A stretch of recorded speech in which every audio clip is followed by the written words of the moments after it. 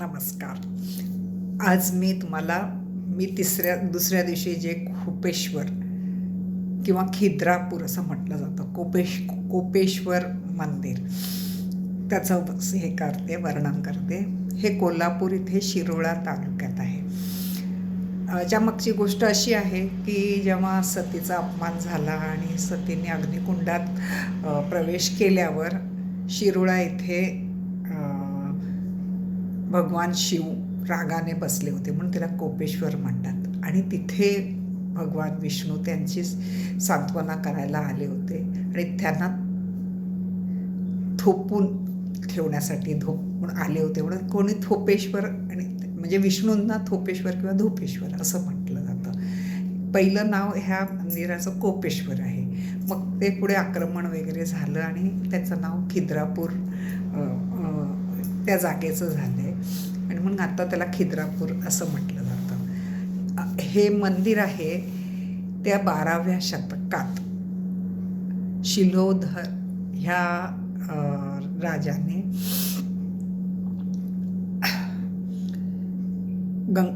गंधारादित्य ह्या राजाने 1109 ते 1178 मध्ये ह्याची निर्मिती करायला घेतली. अजूनही ते तसं बघितलं तर थोडंसं पूर्ण व्हायच्या आधीच मला वाटतं, म्हणजे त्यांनी आम्हाला जे सांगतात आपल्याला तिथे गाईड, त्यांनी आम्हाला सांगितलं ते पुढे अजून दुसऱ्या राजाने, असं 2-3 राजांचा त्याच्यामध्ये सहभाग आहे. अजूनही ते तसं पूर्णपणे कंप्लीट व्हायच्या आत झालेलंच नाही. त्याच्या आत मग ते आक्रमणं वगैरे झाली, काही मूर्त्या विध्वंस केलेल्या आहेत. पण त्याची रचना इतकी सुंदर आहे की 108 खांबावर ते मंदिर आहे आणि खाली असं हत्ती आहेत आणि हत्तीने ते चारी बाजूने हत्ती आहेत. हत्तीने ते मंदिर उचलले अशी त्याची संकल्पना दाखवलेली आहे. आतमध्ये शंकराची छान पिंड आहे, त्याची पूजा होते. 2 आहेत, त्यातल्या एकीचं होत असतं पिंडाची. आणि गंमत म्हणजे एकच असं शंकराचं मंदिर आहे जिथे नंदी समोर नाही आहे. ह्यातला नंदी आहे तो कर्नाटकात येडूर या गावी आहे आणि त्याची नजर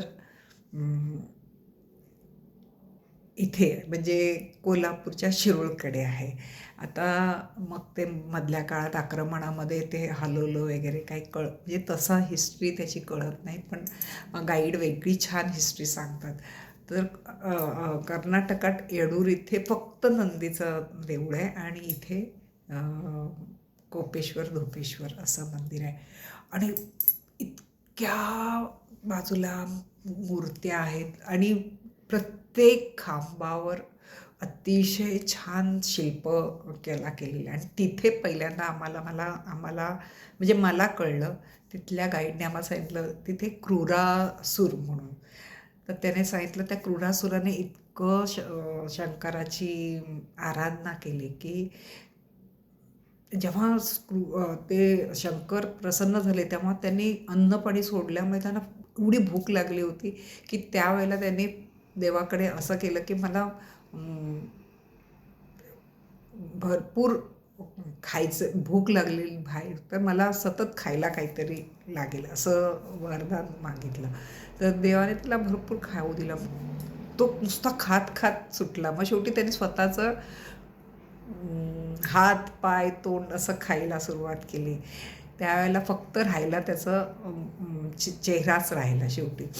त्यावेळेला आणि त्या तपस्येने पण शिव आले आणि ते म्हणाले की ह्याच्या पुढे तू फक्त लोकांची पापं खाशील, म्हणजे ते कधीच न संपणार आहे. म्हणून तसा तो एक 11 चेहरा जो दरवाज्यात लावतात बहुतेक लोक, तर तो पाप खाण्यासाठी आहे हे त्याने सांगितलं. खूप जणांना वाटतं की दृष्ट लागू नये वगैरे, तर आतमध्ये एंटर करणाऱ्या प्रत्येकाची तो पाप खातो. तर आता आपल्या हिंदू सनातनी ह्याच्यामध्ये इतकी कथा आहेत आणि इतकी संकल्पना आहेत. त्यातली ही अशी संकल्पना आहे. हे मंदिर खूप सुंदर आहे शिरोळाचं. हे मंदिर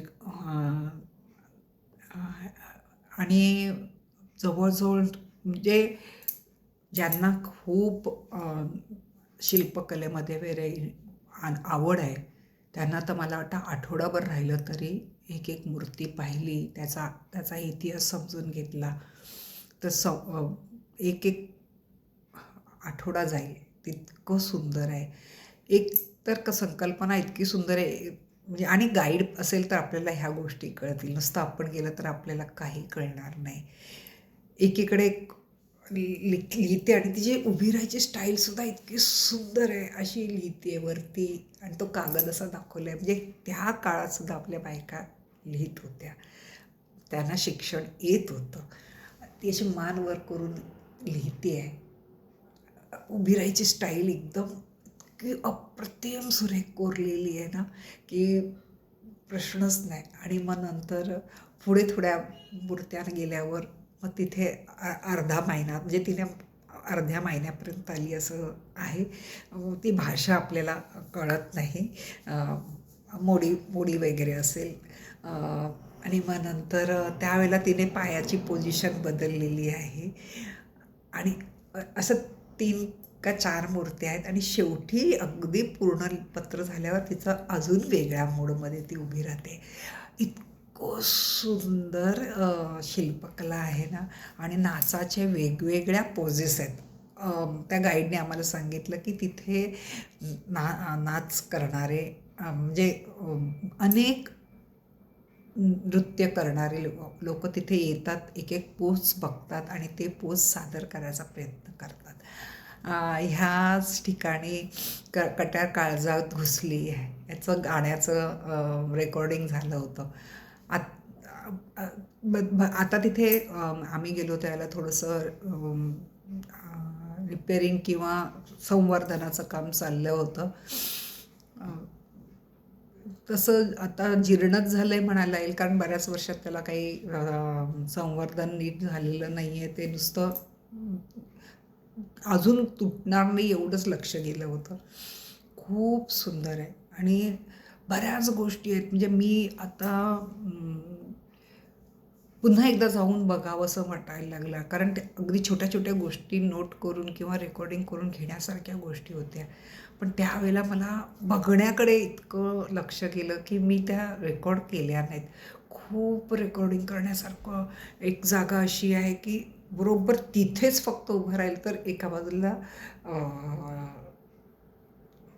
शिव आणि एका बाजूला विष्णू, त्याच एकाच जागेतून, दुसरीकडून नाही. तुम्हाला एकीकडून फक्त शिव दिसेल आणि एकाच जागेकडून, फक्त एकाच जागेकडून तुम्हाला शिव आणि विष्णू दोन्ही दिसतं. इतकं सुंदर बघा. 11व्या शतकात आपण म्हणतो आपण आता खूप शिकलो, म्हणजे आपली शिल्पकला, आपली स्थापत्यकला किती चांगली होती त्यावेळेला सुद्धा. आणि कुठे आपल्याकडे त्यावेळेला क्रेन वगैरे असणार. इतकं सुंदर बांधलेलं आहे ते मंदिर, अतिशय चांगलं आहे. तर नरसोबाच्या वाडीपासून खूप जवळ आहे. ज्यांना कोणाला नरसोबाच्या वाडीला गेल्यावर वेळ काढून खिद्रापूरला नक्की जा.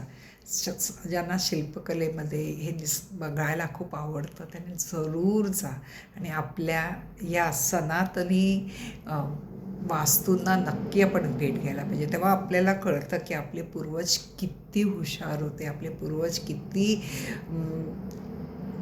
कलात्मक त्याच्याकडे नजर होती. तर ह्या सगळ्यातून आपल्याला खूप शिकायला मिळतं. आणि मला प्रत्येक वेळेला वाटतं की अशा आपण दगडात सुद्धा आपली संस्कृती कोरली गेलेली आहे. कशी हो अशी आपली संस्कृती? भले आपण पहिल्यांदा सगळं खूप मोठी जागा होती आपली, ब्रह्मदेश गेला, सगळं अफगाणिस्तान गेला, पाकिस्तान, बांगलादेश गेला, तर थोडासा आहे. पण आता पुन्हा तो विशाल होत चाललेला आहे असं मला वाटायला लागतं आहे. ज्यांना कोणाला जमेल त्यांनी नक्की खिद्रापूरला वगैरे जा. आणि पुढे त्याच्यानंतर आम्ही 11 मारुतीमध्ये करत होतो, तर 8 पहिल्या दिवशीच केले, नंतर सकाळी हे खिद्रापूर केलं. पुढच्या 3 मारुतींचं उद्या मी वर्णन करेन. तुम्ही माझं ऐकताय त्याबद्दल मी खूप आभारी आहे. नक्की खिद्रापूर आणि ते मी काल नरसिंह कोळेतलं सांगितलं ते बघण्यासारखं आहे. भेट द्याच द्या.